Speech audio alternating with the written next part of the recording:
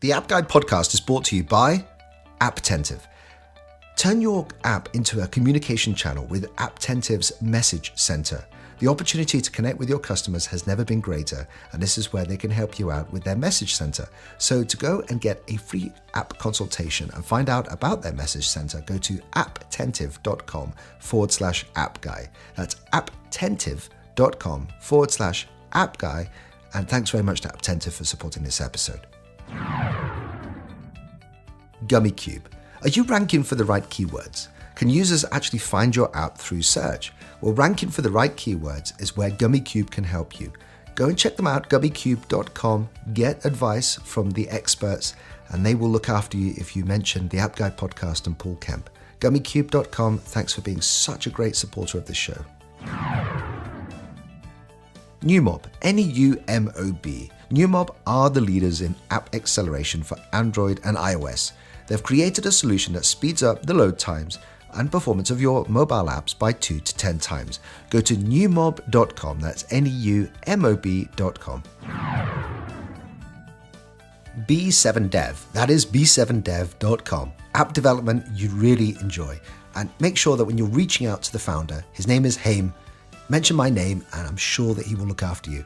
Thanks very much to B7Dev for supporting this show. My name is Ayelet Nov. I am the founder and co-CEO of Blonde2O, and you're listening to the App Guy podcast. The App Guy podcast, straight from your host, Paul, the App Guy, sharing his app entrepreneur journey with you for your enjoyment. And now, Paul, the App Guy. Welcome to another episode of the App Guide podcast. I'm your host, it's Paul Kemp, and this is the show where we go around the world and try to identify the best people that can help us with our app entrepreneurial journeys. And in this endeavor today, I have a contributing writer to Inc. magazine. She is the founder of her own company. Her and her partner run this company as well. And she has and also a podcast. It's called WTFFF. WTFFF. It's about 3D printing, and we're going to have a good chat about what we can do to avoid risking everything. So let me introduce Tracy Hazzard.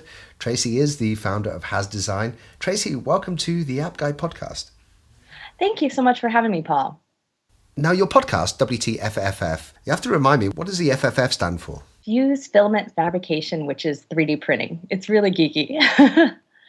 We love geeky on this show. We're absolutely obsessed with anything geeky. Are we able to chat about 3D printing? What's your involvement? Well, so I started, we're a product design and development firm, and we product design and develop anything consumer retail. So hard products, things you buy at mass market, Walmart, Target, Costco, that kind of thing. And so we started 3D printing as a part of our prototyping process, about 15 years ago. So we've used it for a long time, but the desktops just made it so accessible.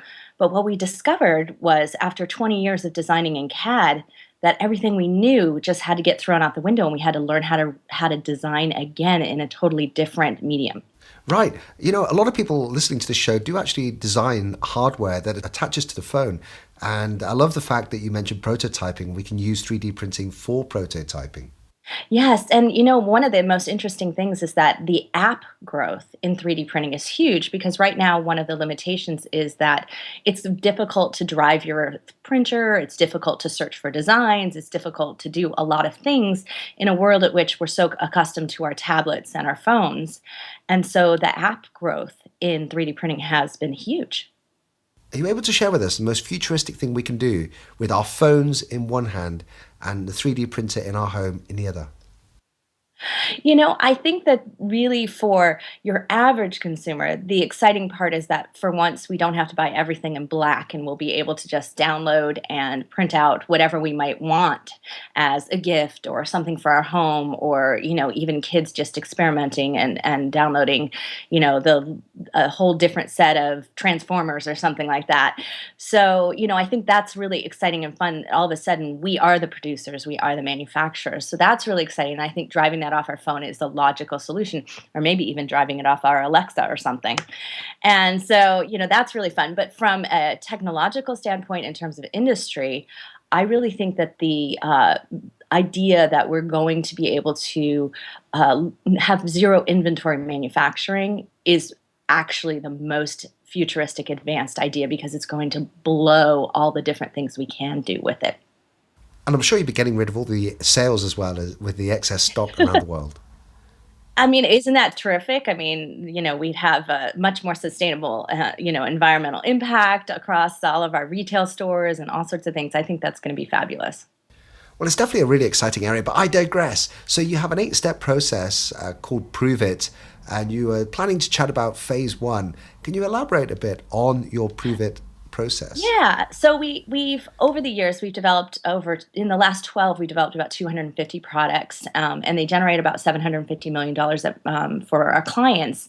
And we have what we call a commercialization rate, meaning the success rate of how commercially successful those designs are. And we have an 86% commercialization rate. And we got that through refining our process by how we design and develop products. So it's really for a couple of designers, because my husband is my partner, and we are very analytical about how we approach it. And we developed this. It's 7 plus a bonus step, and so it's 8 steps. And we do things in a very different order. So the sequence is what makes it different.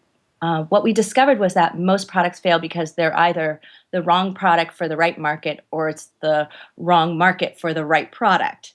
And so when you get the majority of those and you can fix that, then you have a higher success rate. And so that's why we do Prove It first. So we actually don't make anything before we get market or product proof on it. Yeah, this is actually reminding me of a chat I had very early on in this podcast a few years ago now, where we were learning about, and it's in relation to apps, where you actually get almost customers for the app first before you even build anything. You get the proof of concept first. Is that kind of where we're going down? Do you feel like we should? Yeah, it's kind of where we're going, but also, a little bit of exploration on your why. Like, why are you making this app? What is your goal? Do you want to have a business? Do you just want to make a lot of money right now so you can do something else? Like, you have to really think about that, because if you don't develop your criteria for how you're going to develop your app to fit those goals, then it's always going to be a mismatch, and you're always going to be trying to force fit something, and that's a method to failure. Yeah, absolutely. I mean, how many app entrepreneurs approach me and say, "Hey, can you promote my app, or can you mention my app?" Or and it's almost like pushing something on the world because they feel discovery is the challenge, which we know it is a challenge. But sometimes, if there's a real need, then the app does get discovered from organic means. You mentioned why as well. Apple are really famous about giving us why they do things, and it's obviously proved quite successful for them. How important is it to have a why in the equation? It's actually essential. So when I work with clients who don't have a why, I have to work really hard. I have to work so much harder, because there has to be a screening for your criteria. You have to decide, should this be included? Shouldn't that be included? Should our mission in the case of Apple be, this high level of high touch design? Do I need that here?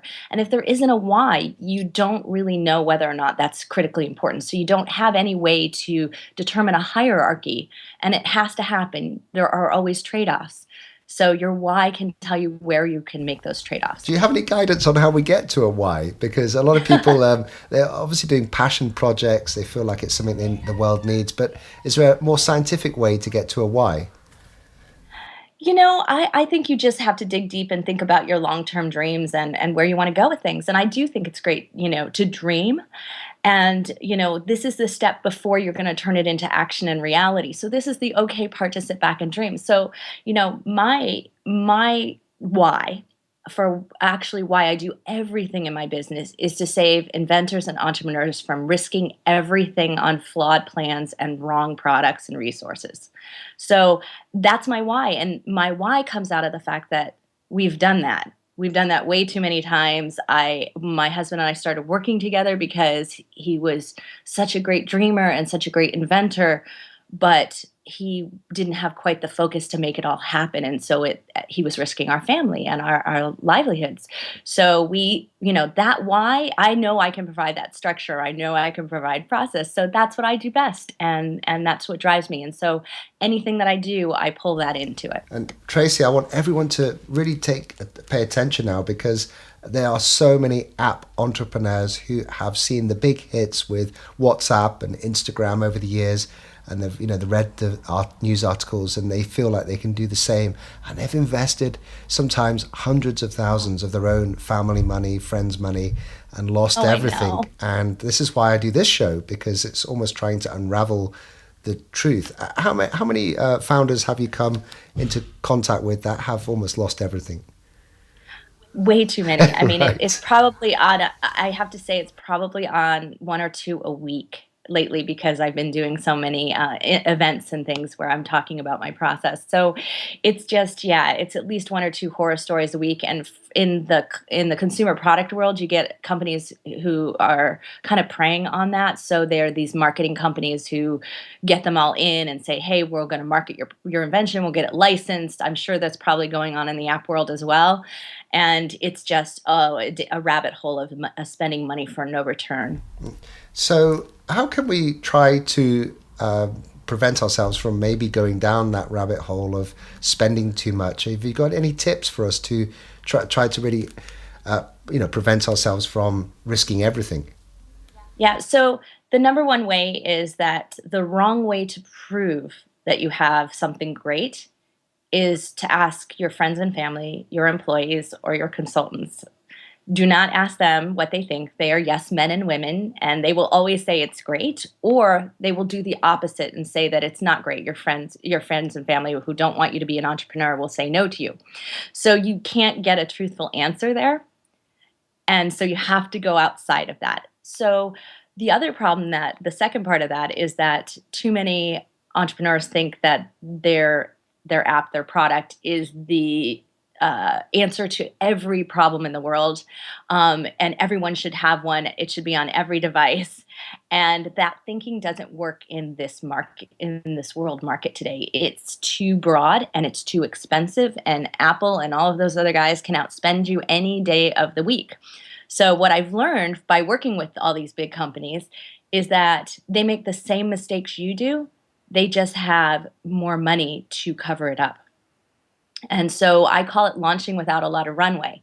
You have the ability to launch your app without a lot of runway. You have to do it with very little resources. You have we liken it to the Doolittle raid in World War II. So you have a 467-foot runway, and that's it, or it's death, right? You're out of money, you're out of business.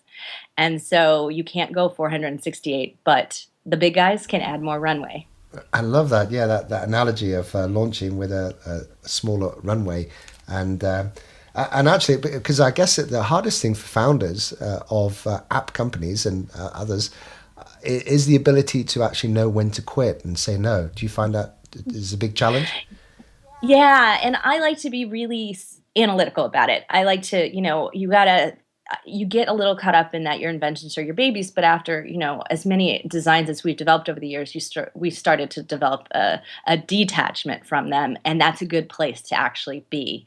So if you can detach yourself from this thing that you've been working on day and night for weeks and weeks, maybe even months, and if you can detach yourself enough or find a way to get some quantitative data that says, I should do this or I shouldn't do this, that's probably the easiest way for you to kind of have that objective view of whether or not you should go forward. Because I know a lot of people think, oh, I'm 3 feet from gold. This is going to happen. It's so great. And if I just get this one more thing and this one more thing and this $5,000 more, and I know how that ends, and it usually ends badly. Yeah, because actually a lot of people listening to this do go and listen to maybe my past episodes or others where we're talking about companies like YC Combinator, I'm not sure you've come across, or 500 Startups, all these incubators, and they encourage founders to dream high, big numbers. It's going to be $1 billion company. And the reason they do that is because 90% of them fail, and they need to go after the ones that don't and win big. But is it wise to like have massive ambition at the start?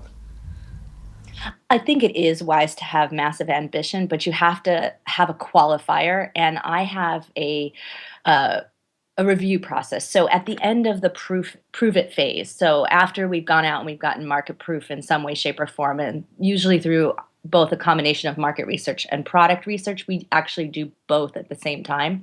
And we don't design anything at this stage. I mean, we have a concept, a big dream concept, and a few things we want to test, but we haven't actually made anything. So we haven't really spent a lot of money. What we're doing is we're developing our criteria. So instead of going for a minimum viable product, we are going for what does the market care about? And is the market that might care about this feature or design I've dreamed up, will they really value that? And so when we look at those two areas of things, we really design a criteria list for the maximum valuable product we could possibly develop. Let's thank the sponsors who help make the show possible. So let me thank my really cool sponsor, Apptentive. They have a dashboard that when you log into, you get to see how your users of your app are effectively using, and it gives you the best way to communicate with them. Now, the terrific thing is you get to try it for free right now, today. If you pause this podcast, go and check them out. It's apptentive.com/appguy, all lowercase, apptentive.com/appguy. And you can request a demo, you get a free mobile app consultation. You don't even need a credit card to try this stuff out. And you get to understand the way to communicate with your users, get to use intelligent ratings prompts.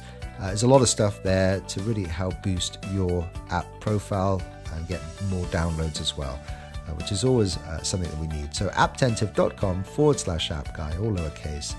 Really do go and check them out. They've been a great supporter of this show. Thank you very much to Apptentive for continuing to support the show. I think you'll want to check out this sponsor, GummyCube. They are supporting the show and they can help you market your app. They are enabling App Store optimization, which actually is discoverability of your app. And if you think about one of the long-running themes of this show, it's discoverability in the app stores. Well, GummyCube can help you out with discoverability. More than 50% of mobile apps are discovered via search. So why are you not thinking about your keywords, your title, your description, your screenshots, your icon, just getting some expert help so that you can be discovered in the App Store? I mean, even if you've built the world's best app, you've still got to get it in front of your target market. And this is where GummyCube can help out. So I highly recommend going over and just checking out what they can do. It's best to go to their website, www.gummycube.com. That's www.gummycube.com. Or you can go to theappguy.co and search for Dave Bell and listen to his episode where he goes into great detail about what GummyCube are doing. And thank you very much to GummyCube for continuing to be a great supporter of this show. Let's return to the interview. Tracy, there's two more things I wanted to cover before we say goodbye. One is that I'd love to know about you as well personally, because you are a contributing writer to the Inc. magazine. You're running your own company. Yes. What's for anyone listening who is thinking about maybe becoming an entrepreneur, starting their own company, and we have had quite a few people who have done this, is it a lifestyle that you would recommend? It's not for the faint of heart, that's for sure. Okay. Every day is a roller coaster. Even I still have, because our business is very seasonal, because it's driven on royalties for, the mass market. So, we have a really heavy Q4 every year. So, it's always got its up and downs. And some days I wonder, why am I doing this? I have my rent in a week and I'm still having trouble paying it. I know the money will come, but it's just not here today. And so it's really frustrating. At the same time, though, it's really rewarding. So I'm in charge. I am completely responsible and accountable for how things grow in my business. And I'm not hampered by the corporate process in that, or things that are, holding me back. I can change that. I can make that happen. So you have to just be that kind of personality. I feel really lucky in that I have a partner. So A lot of partnerships don't work out really well. We've been married for 24 years, so right. it's worked out. So your partnership is both in marriage and in business, right? Okay. Right, which is actually really, really scary for a lot of people, and it goes really wrong for a lot of marriages. I've heard, everyone is always very shocked that we do this, but we have a balance in what we do, and so we actually, it's not like we're tripping over each other's decision-making process. That's not how it works here. But it's when you have someone else to rely on and someone else who's supporting you, it's great. And what I found was that when we weren't working together and he was an entrepreneur and I wasn't, there was actually a lot more dissension in our relationship and a lot more problems that happened because, I wasn't quite as supportive of the risks he was taking because I wasn't involved in them. And so we're involved in our risks today. So anyone who has an entrepreneur for a spouse or a better half, you end up in that business whether you like it or not. So if you can't embrace it, you better have that discussion early on. I love that because we have had quite a few couples on this show who run their own companies and have been very successful. And I've experienced this as well, where the support of the people around you, especially your wife or your husband, is essential because it is, I think, well, for me personally, it was a very hard switch going from expecting a monthly salary and having a nice, comfortable career to then, as you say, a roller coaster of a ride, which is entrepreneurship. So any other... Well, okay, the final thing then is this is a show about apps, Tracy. I can't let you go without asking what's on your phone. If you have one or two apps, maybe if your phone's handy, pick it up. Maybe you don't have a phone. Oh, no, I do. So you're going to laugh. I have an Amazon phone. Right, okay. And I didn't even know they did phones. It's very unusual because hardly anyone has one anymore because it tanked terribly.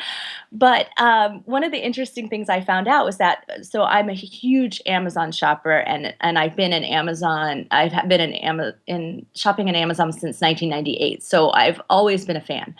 And one of my friends actually developed this phone.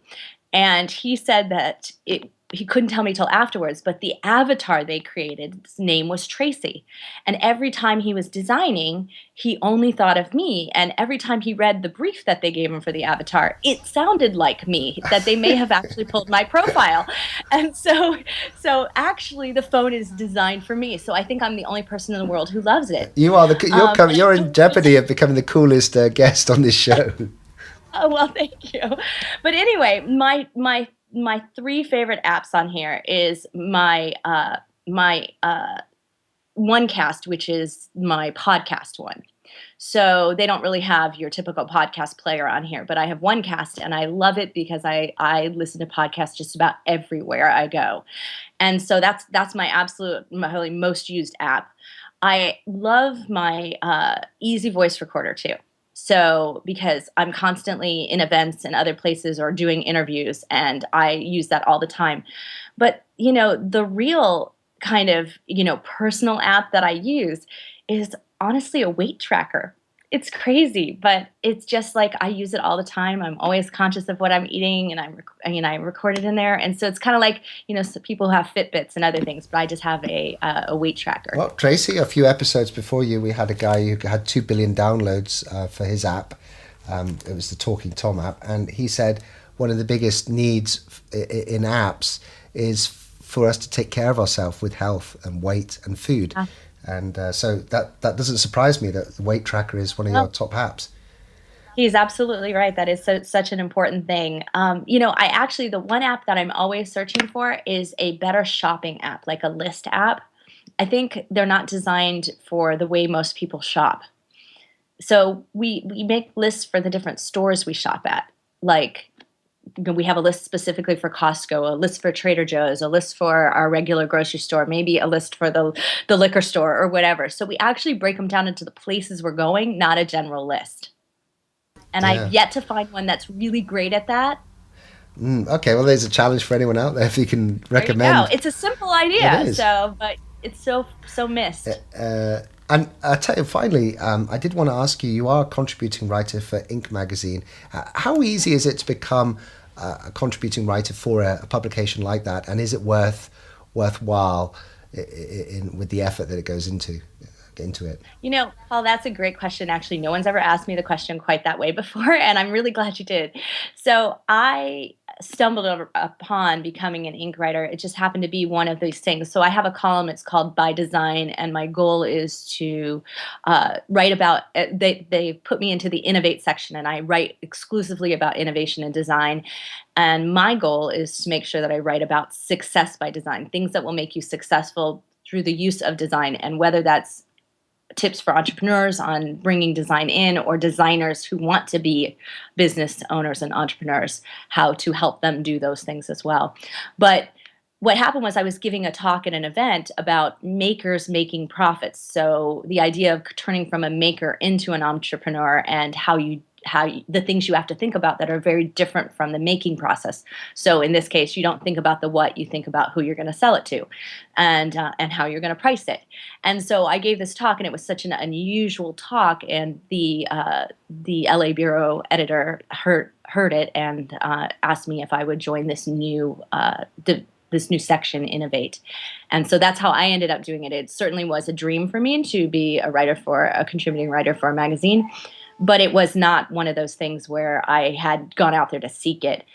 And but what I've discovered is it's an entrepreneurial program in and of itself. I'm responsible for making sure that I get out there and I get as many readers as possible. I'm responsible for driving views through the way that I write my articles, and through the way that they get promoted in social media. So I'm really responsible for that, not ink. Now I'll get a boost from ink. Like I just got an article that was on the cover of the section of the category, and it did tremendously well because of that.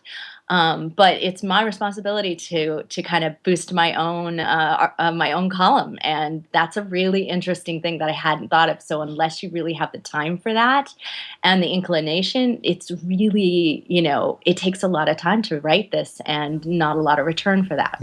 And what I've learned from you there, Tracy, as well, is that it can be beneficial as well from like a credibility standpoint, but also just getting yourself out there, speaking about really interesting topics. These opportunities come up, and that's how that opportunity to write for ink came up for you. So really interesting. Yeah, absolutely. Tracy, this has been a terrific chat. Wonderful. I've really enjoyed it. And full show notes will be on episode 431. So for everyone who is listening, the Appster Tribe, just go to theappguy.co and search for episode 431 with Tracy Hazzard. But in the meantime, Tracy, how can people reach out and connect with you? What is the best way of getting in touch? The best way is to find me on social media at Hazz Design. So it's HAZZDESIGN. And yeah, Twitter, LinkedIn, Facebook, you can find me. Right. Okay. Wonderful. Tracy, all the best with, I guess, your partnership and Hazz Design and Ink and WTFFF. And great chatting with you. Thank you so much, Paul. Also remember, this episode has been brought to you by Apptentive. They are sponsoring this show. Go and show them some love. Go and check out apptentive.com/appguy. It's a unique page set up for us, and they get to try to help you with a free mobile app consultation. It will enable you to do effective two-way communication with your users of your app. So go to apptentive.com/appguy. apptentive.com/appguy. Thank you so much to Apptentive for supporting the show. Just to remind you that this show is sponsored by GummyCube. GummyCube are a big data company that are collecting data into DataCube, which is pulling data from the app stores, Google Play and the Apple App Store. So go and use an App Store optimization company that is getting its data from the app stores and not from web searches, which do not relate really to what's going on in the App Store. Go and check them out. It's www.gummycube.com. Thank you very much to GummyCube. They're just such a great supporter of this show. And finally, let me just remind you that there is a community that we're all talking in. The community has now 4,500 messages that have been created, and 60% of those are in public channels, and a whopping big 38% are direct messages among community members. So a lot of activity. We have a channel that's Ask for Help. We have a channel that is Discuss Code. It's all on Slack. It's a wonderful community. Come and say hello, introduce yourself. To get on a waiting list where we're letting 20 new members in a week, do go to theappguy.co iOS stack-friends. That's theappguy.co /iOS stack-friends. Get yourself on the wait list. You can actually bump yourself up the wait list if you need to. And you can also, if that's a little bit of a URL to remember, then do go to theappguy.co and just search for Slack Network, which is on my menu. Thanks very much for listening to this. Come and say hello in the community. And also, the community actually has created another podcast if you're interested. It's the Appreneurs Podcast, which is a community-driven discussion about appreneurship.